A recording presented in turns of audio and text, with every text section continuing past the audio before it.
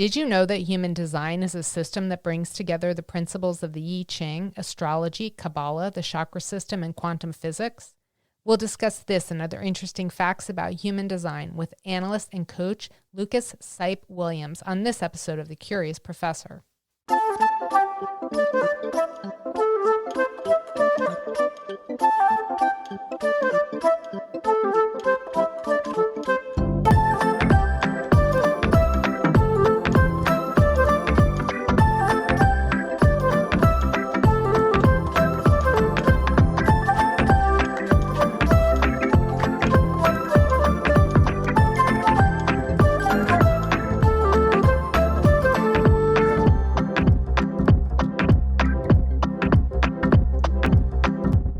Hi everyone, I'm Dr. B. Welcome to the Curious Professor podcast, where I take listeners on a journey of discovery to explore the people, places, artifacts, and natural wonders that spark my curiosity. On this episode of the Curious Professor podcast, we'll explore the fascinating world of human design with coach and consultant Lucas Seipp-Williams. But first, a trivia question. What is an aura? I'll have the answer for you at the end of this episode. I'm thrilled to have Lucas Seipp-Williams on the show today. Lucas is a certified coach and has been coaching full-time professionally since 2005. He's been obsessively experimenting with and sharing human design since 2014. With human design analysis and coaching, Lucas supports individuals, partners, and organizations. He helps individuals operate more confidently and successfully through radical new levels of self-awareness. He shows couples and partners the blueprint of their relationship to understanding and optimize the unique potential of their partnership. Lucas helps organizations boost productivity, morale, and team member well-building, all with human design. When I learned about Lucas's passion for human design, my curiosity was immediately piqued and I wanted to learn more. I hope this interview with Lucas will spark your curiosity too. Welcome to the show, Lucas. It's great to have you here. It's great to be here. Thank you, Karen. Tell us what's the most unique thing about you. First thing that comes to mind is I'm raising two unique boys using a very unique typology system. Okay, and that typology system is human design. On your website, you state that human design reveals with incredible accuracy and in great detail exactly who you are and how you are designed to engage the world and make decisions. So let's start with the obvious question for those who don't know. What is human design? Yeah, human design is a typology system. It's a synthesis of a number of systems, including astrology, the chakras, the archetypes from the I Ching, biology, physics. And what it shows us specifically is our genetic imprinting and the mapping of our energetic body. And it shows us a tremendous amount of detail about how human beings are different, all the great diversity and differentiation amongst human beings. So how did human design originate? Very weird. A guy named Ra Uhuru in the 80s, he heard a voice, and the voice talked to him for 8 days or so and essentially told him about this system. Ra was a kind of a freak and a loner he was from Canada. He had left his family, ended up in Spain, did a lot of drugs. He hadn't had anything to do with any of these systems I mentioned, astrology or the chakras or the I Ching. So it was the first he was really understanding any of this information. So it was something that was received or channeled from somewhere else, essentially. And how is human design calculated? It's calculated with the birth information. So all you need is your birth date, the location of your birth, and ideally the time as exact as possible. And then when someone has a chart done by someone like you who's an analyst, then what do they hope to receive when you analyze someone's chart? Really a deeper understanding of oneself, but also how one is designed to engage with the world, how one's designed to work and be active, how one's designed to make decisions in life. You think about those moments, those crossroad moments, will I marry him or not? Will I major in this or that? Will I say yes to this job offer? Will I move here? Will we have kids or not? all of these bigger decisions where the life trajectory alters and where there's major consequences. So that's a big benefit from human design, is how to make decisions as yourself. I could go on and on. So also it shows in very great detail what's consistent and reliable in you. So these are going to be the qualities, the traits, the strengths, the ways of being and operating. This is your nature. It's there from the time you're born. So even as an infant, a 1-year-old or 1 day old, that energetic map, that energetic imprinting and what's consistent and reliable is there, as well as, on the other hand, what's going to be inconsistent and unreliable. So you could think of it like strengths and weaknesses, or areas of consistency, therefore potential strength, and areas of openness or vulnerability where people tend to run into trouble, where they tend to get confused or overwhelmed about who they are, or dealing with other people's energies, trying to be someone they're not, being taught by their parents or in a community or society to be a certain way. And all those places of vulnerability are where people can get really screwed up really quickly and end up living a life that's not true to them. So how did you learn about human design? I learned about human design through my wife. I'm a coach originally by training and profession. So I was about 10 years into being a health and life coach. And I married a health and life coach. And my wife, Rochelle, is the one who would often get me into something new. And one of her friends had a reading that I think that was profound for her. So my wife was talking about it, wanting to do it. And I was not at all interested in anything so esoteric and strange. And so I resisted that, but it seemed harmless enough to like spend a little bit of money and have a reading, and could be fun. And it just blew me away, just absolutely blew me away. It showed me so much about myself and my life. And especially, I was at a point where we had been in business for a good long time. And even though we were quite successful by most measures, it just felt really hard. And something felt really off, and we couldn't put our finger on it. And it was, we were in business together as well. And we were suffering a lot as individuals and in our relationship. And it just shined a light on so much of what we call the mechanics of each of us as individuals, and also the mechanics of our relationship. It was one of those moments, I've had a couple of them in my life, but it was one of those moments where everything changed for me, and for the better. Was there something specific that you found, because you had stated on your website that you were initially skeptical about human design? Was there something in particular that you found extremely profound that really changed your viewpoint on the system? Mm-hmm. Well, my mind was opened immediately because it was so immediately accurate and in a very detailed way. So useful. And I can tell you a specific one. So I mentioned the places in our design where we're vulnerable. So I have two very distinct ones. And what my reading showed me is my entire identity, not my entire identity, but a very large part of my identity and my choices were coming right from those two areas. Places essentially where I'm meant to be an observer who becomes wise about those themes. And the themes specifically are being competitive and willful and working hard. So I'm designed not to be those ways, but to become wise about them through feeling the energies of others and observing people around me.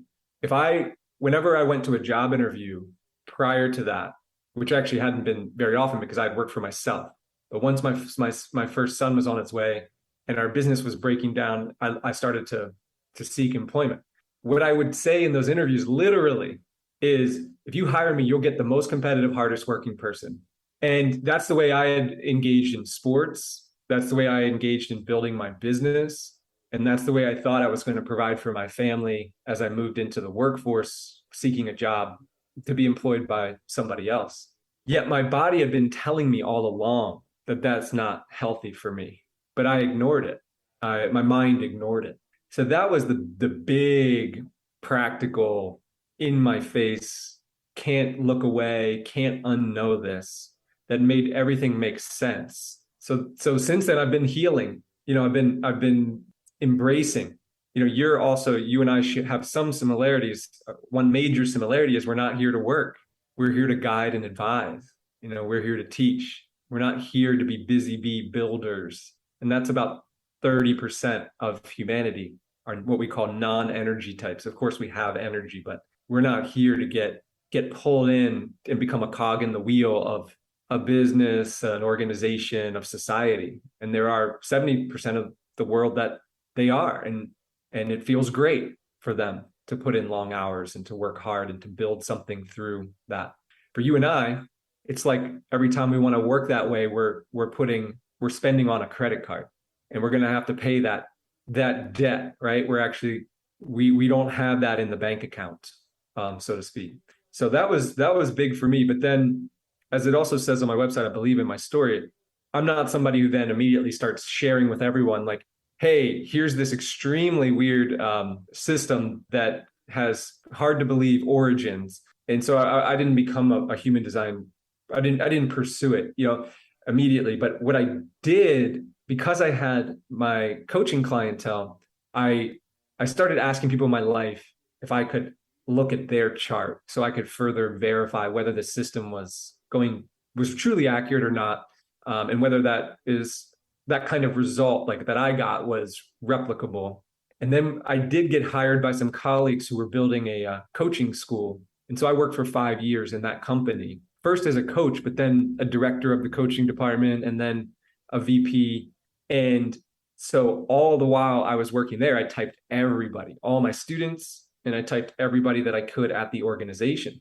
And when the pandemic came, I was let go, and I had seen enough. I knew that this was something that it's not going to be for everybody, but anybody that I introduced to it, I'm very confident that they'll have a similar experience of, this is me. One of the things that, Karen, I'll say one more thing and then I'll shut up, is in your reading, you had said something like you had always felt like a brain in a jar or something like that, right? Very true. And your human design shows, it visually looks that way, which is amazing. That's what sold me on the system, because I've always felt like that my entire life. And when I saw the visual representation of my human design type, I was like, oh my gosh, this explains how I have had that feeling my whole life. And I was reviewing your chart today. You're what we call a mental projector. So almost, the main definition is up above the throat, right? And so and then there's nothing underneath that's consistent or reliable. It's all open. And there's many mental projectors. I was re-looking at your chart. You're like, there's 26 possible activations. You have something like 18 of them are in that area. It's as mental a projector as you can possibly get. That's probably why I felt so, it like you, I had that experience when I had a reading that it felt so accurate, and it explained a lot about how I am in the world and why I am the way I am. How does human design specifically help people to become more successful in life? Yeah, well, first let's define successful in life. So, actually, let me share an important fundamental distinction of human design. So human design reveals that we actually have dual consciousness, that we are a binary, that there's the mind and its consciousness, and then there's the body and its consciousness, and it's held together in the illusion of oneness. And the second thing that's important is that human design revealed that the mind, contrary to what is popularly believed and often taught, the mind is not in control of the life. It's the body that's hooked into the larger pattern of life. The mind is here as a passenger. It's here to be an observer and to be entertained by life. And then it has this incredible potential to be an outer authority, to share what our minds see, think, believe, etc., with others, to stimulate them, to educate them, etc., to contribute to them in some way. But it's not here to call the shots for our life. And so the body has its own consciousness, and it's actually the body's consciousness, which is, according to human design, is should be making the decisions about how we move through the geometry of life. So where we go in time and space and relationship. So then most people, when they think about being more successful in life, what they're thinking about is their conscious mental agenda about what success would look like for them.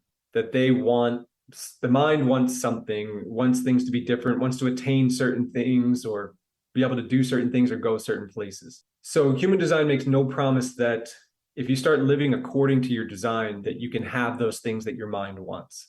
The promise of human design is that we can live a life of less resistance. So for those of you listening, have you ever tried to do something, make something happen in your family or in your workplace or in the marketplace, and you had this deeply frustrating experience of nobody wants to play along, or if they do play along, they don't play along in a way that works, right? We experience resistance, even like as children growing up in a family where the family has the father and the mother, they have their worldview and their values and what they believe a child should be and what a child should do and all of that, and all these decisions being made for the child, right? All that external resistance. And then the child has to navigate all of that, this kind of force for homogenization of basically be like these other people or be like the majority versus being yourself. So by understanding who we are, the mechanics of who we are and how we're meant to engage in the world, we can operate in a way where we can see where we're headed towards resistance and then not do that. So we have a smoother sailing. There's also internal resistance. Oftentimes in those same settings or situations, we're also experiencing resistance in the form of stress, anxiety, inflammation in our bodies, in our minds.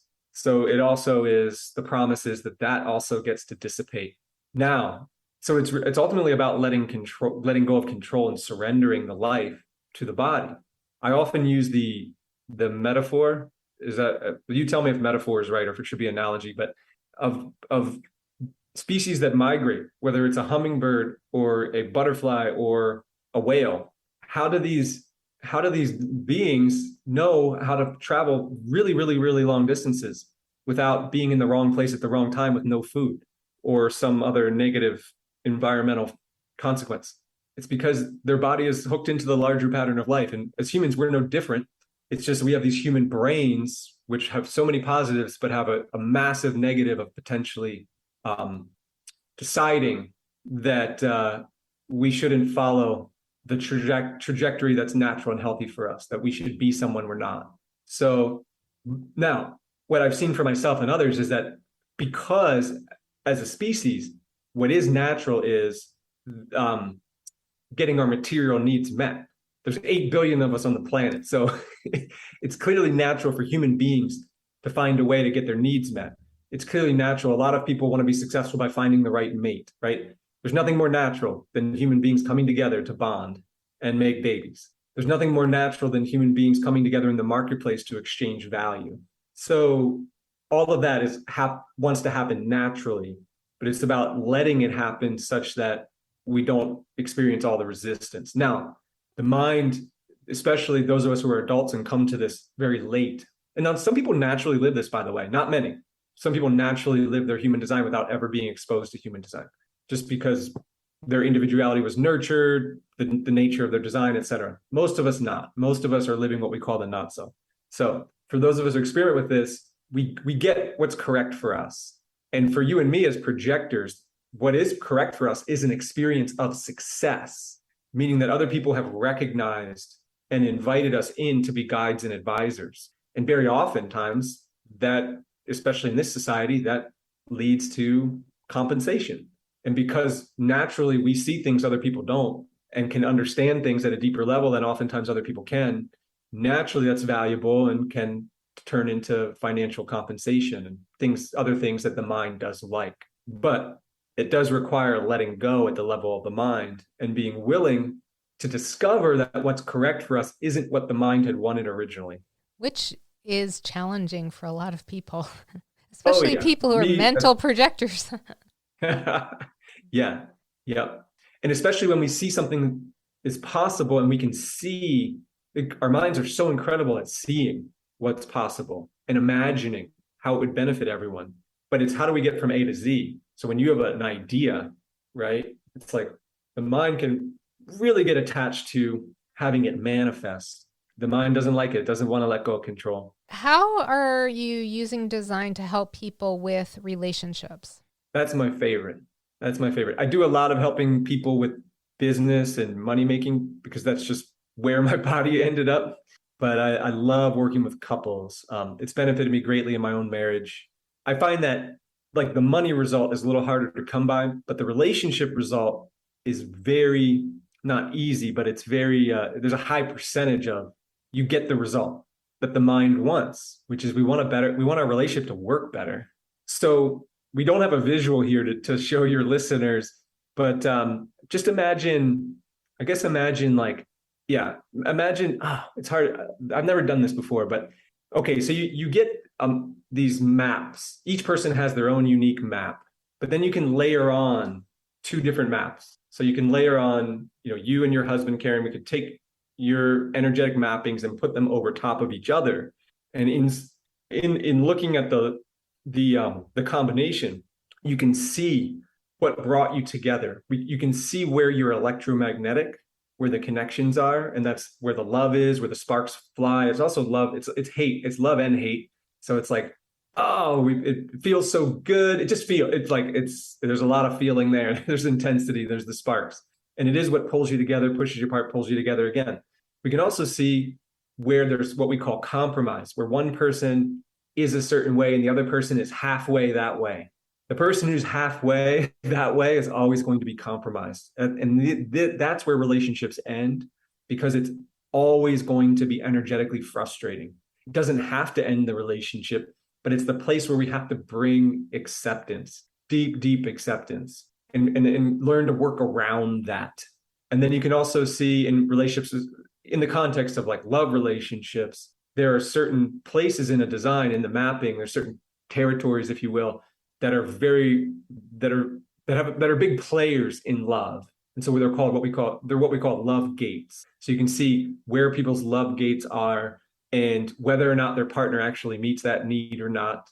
And you can see people's love languages. That's a common thing out there in the world, like the 5 Love Languages book, not specifically all that terminology, but that general concept. We can see, okay, this person, to love this person, it's about giving them space. To love this person, it's about they're going to need touch. This person's going to need the verbal affirmation. In my marriage with Rochelle, she's very much designed to be a partnership person, to feel best when she's in the aura of her partner or of another person. It's not just me. I'm somebody who I enjoy that, but then I need to take space. And early in our relationship, before human design, that was hurtful to her. Her mind made it mean something, and something energetically she couldn't relate to. And it's not just a man-woman thing, because there's women who have that same definition that I have, where we can't, if we end up in aura with one person for too long, it's really detrimental to us. And therefore we find a way to leave. But we'll be back. All of these things, I could go on and on. There's so much that we can learn, but it all starts with each individual understanding their own design, so that they can understand who they are, how they're designed to operate, et cetera. And for a relationship to work, it's about this radical respect for that individuality and supporting each other to be themselves. And then once if that foundation is there, then we can look at and really just have fun with even the friction points. It just can become a source of like laughter, because it's not personal and it's not going to change. That's the thing too. When everybody's more relaxed and practicing acceptance, new results are possible. So it's not like, oh, well, we can't have a new experience, but the underlying energetic interaction is not going to change. So it's a lot about acceptance and surrender, and then our relationships can work really well, but also understanding. Something fascinating about your design, your main archetype is like the quintessential, it's like out of the 280 some archetypes, it's the one that basically teaches us. These are all universal themes, but because you have it in your design, and then it's your conscious sun, it's a big part. But it's like, we can have a great relationship if we understand each other. That's essentially what that line of that gate teaches us, the 4th the fifth line of the fourth gate, which is, this is the logical formula for these relationships. There's nothing harder about being a human being than having a relationship where there's a lot at stake and having it go well. There's nothing harder, because we're each one of us is in these black boxes. We think we're in this shared world and shared reality, and we're not. We're not at all. I mean, there's this illusion of that, and the illusion is very compelling. And there's a lot of that, like, there's a lot we do share. We can meet in common ground, but fundamentally, we do not. We are, all of our sensory inputs, we're separate. I'll just put it that way. We are separate. And we live in different realities, and we never truly can be one. So human design shows us the mechanics of, wow, I've married somebody who is so different and experiences life so differently. And this shows me in great detail how that works and how our relationship comes together. How can human design be used in a corporate setting? Even from what I've already shared, you can arrive at the thought like, wow, this would be helpful in an organization. If the organization is dependent on all its individuals being healthy and effective, wouldn't it be great if we really knew each of those individuals and how they're designed to operate intimately? So there's just that, right? And then also, wouldn't it be great if we had individuals who know themselves and know their limits and know their strengths? Because remember, when I would go to job interviews, I was lying. I didn't know I was lying. I was the most competitive, hardest working person, but I was headed towards a cliff, right? So you might get someone like me to work hard for a period of time, but then I would burn out. And that's not good if you're an organization to have that vulnerability for that individual becomes a vulnerability for the organization. All of a sudden, this person, I was human design coaching a small business, and there was the hardest working person in the office had a design similar to mine. She became the sickliest person in the office, always calling out, and eventually just said, I can't do this anymore. But when she was in the office, she was a super slave. She was really getting it done, and always would take work home and things like that. So there's that part of it. And then for larger organizations, you can see in someone's chart who has the potential to hold a place in hierarchy. So I was learning human design as I was working at an organization and climbing the ladder. I mentioned I was a coach. I became the director. Then I became a VP.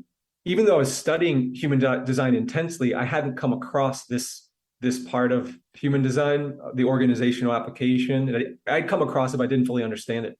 Once I really studied it deeply, I understood I never, ever should have accepted those promotions, especially at the level of VP. It's not in my design to be able to hold the frequency. All this is energetic. A community of human beings is like an energetic structure. And it's all based in frequency. And certain people carry in them consistent, reliable definition where they're emitting frequency where they can be the head.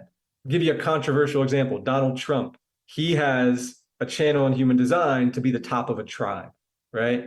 So it's like, how did this guy get there? He's designed to be at the top of hierarchy, not necessarily democracy, but monarchy, essentially, right? So, but you'll have people who, because their mind tells them, they'll start pursuing promotion, or like I have a mind for the work that's done at higher levels of hierarchies. I have the experience, but the totality of my energetic being can persist there, and everybody can feel it. So large organizations, when we're hiring or promoting people or moving people to positions, whether they have the skills and experience is only half the game. If they don't have the energetic makeup, it's only going to end poorly. Do you think many of us make these decisions if we're not aware of human design because society has set expectations of what is supposedly success, and so we think, oh, well, we get a promotion, we're supposed to accept it. It's more money, it's more prestige, it's all the things that society is saying are things that we're supposed to want. Yeah. Something human design reveals is that, and this is obvious, but it shows it is that is part of the program of that, the sort of just the way the mechanics of human being. We are deeply conditioned beings, and we're always being conditioned. So it's always an uphill battle, even raising a child in human design, it's always an uphill battle to discern what's conditioning versus what's true for me.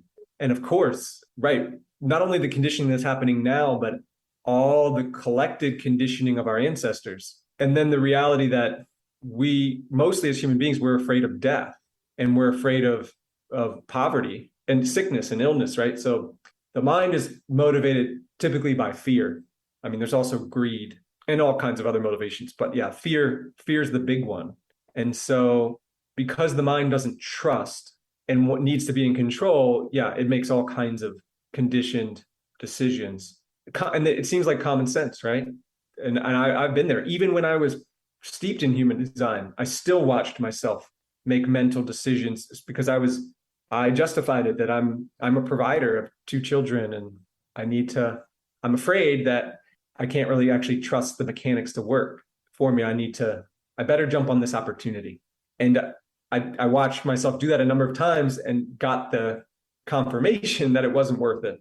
So that's how I've arrived at living an even more radical version of the human design experiment, the hard way, hitting my head against the wall enough times to realize, stop trying to go through that wall. So what do you think is the most profound thing that you've gotten from human design, either personally or professionally?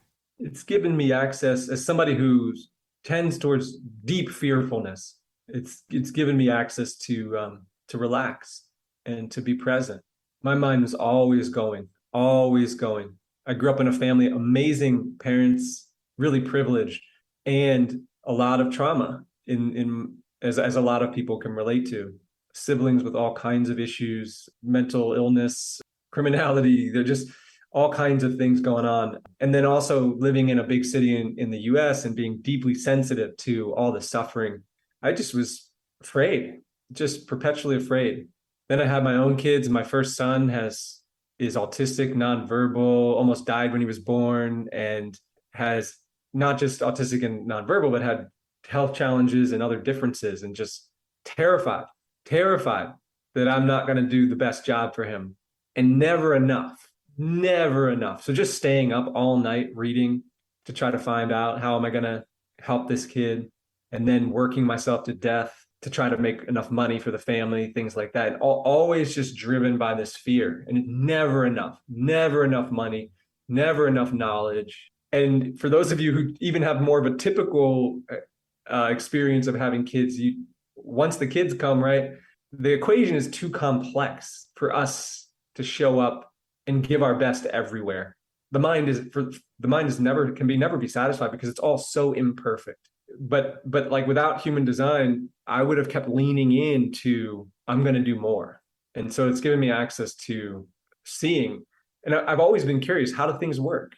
There's things that didn't make sense to me about the world and the frameworks that I was taught previously, like, but that doesn't explain all of this phenomena that I'm witnessing. So it's given me access to relax, surrender. And it's also, it's just been fun. I love to learn. I'm just always learning more about it. And then I love to help people. I don't know if I'm still answering your question, but I'm designed very, very specifically to, and this was always very annoying to my family when I was younger, but I'm designed in times of crisis and need to share revolutionary provisions, principles, something. I'm a heretic. I'm here to bring a new message. And I'm not the only, I don't speak for human design, but this is currently what I'm here to share to people in times of need. And prior to this, I'd found other systems, whether it be nutrition or transformational coaching, and that those were my modalities. I found the thing I'm here to share, at least for now, that a very high percentage of the time does give people relief in a time of need and crisis. People who either not loving themselves or very deeply frustrated or bitter about how the results they're not getting or the results they are getting in their career, et cetera, or relationships that are broken down and where that loss of love and understanding is. Like I'm in my groove. And the key thing for me is to wait, because I was propagandized to be a go-getter from the beginning. Go make it happen. Oh, you have something valuable? Go tell everybody. go put it in their face, go convince them, persuade them. Burned a lot of bridges that way. I realized the mechanics of my design in relationship to the totality, that they will call me when there's a time of need. Is there anything else you'd like to tell us about you or your work? I just love this work. If anybody who's listening that feels called to engage with me, which isn't going to be everybody, it would just be my honor to read your human design, because I love it. I love it. And I love seeing people fall in love with themselves and come to relax into their bodies and their beingness. And and even if you don't ever engage with human design, you probably already taken away, but I'll just reiterate it, is if it's happening in your life, well, first of all, just relax. Relax, and don't entertain any thought about you that's negative. There's nothing wrong with you, and there's nothing wrong with life. And take extraordinary care of yourself. And where can listeners find out more about you? My website is coachwithlucas.com. It was great to have you on the show, Lucas. Thank you so much for taking time to be a guest on the Curious Professor podcast. Thank you. It's my honor. And now for the answer to this episode's trivia question. What is an aura? An aura is described as an energy field that surrounds the physical body. Former priest and theosophist Charles Webster Leadbetter is said to have developed and popularized the concept of auras. We'll end the show with something punny. Why did the time traveler quit his job? Because his life coach told him to live in the present moment.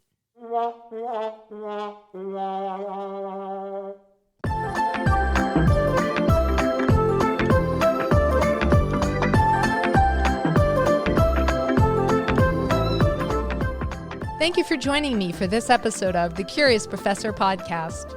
If there's a person, place, artifact, or natural wonder that has sparked your curiosity and you'd like for me to feature it on the show, please let me know. My website is thecuriousprofessorpodcast.com. If you enjoyed the show, be sure to subscribe to the Curious Professor podcast wherever you listen to podcasts.